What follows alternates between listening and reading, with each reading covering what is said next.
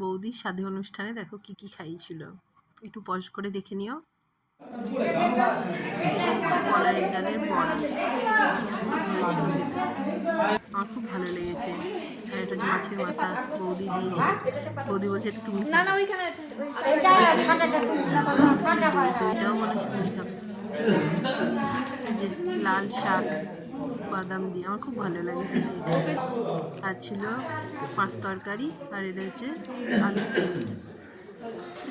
অনেকক্ষণ ধরে বসে আছি, খাবার আসছে। জেঠুরিও ছিল, দেরিও হয়ে গেছিলো, বেজে গেছিলো তিনটে পার্ট, সেই জন্য জেঠুকে আগে দিয়ে দিচ্ছিল, সবাইকে দিচ্ছিল।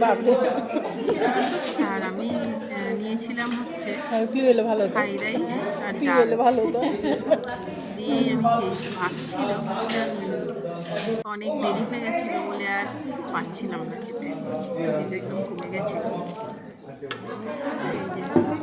একটু ডাল নিয়েছি, তারপরে মাছ 2 পিস করে মাছটা একটু দিয়ে নিয়েছিলাম। চাটনি তো বৌদির কাছ থেকে নিয়েছি, আর একটু মিষ্টি খেয়েছিলাম। মিষ্টিটা স্কিপ হয়ে গেছে, এখানে ভুলে গেছি।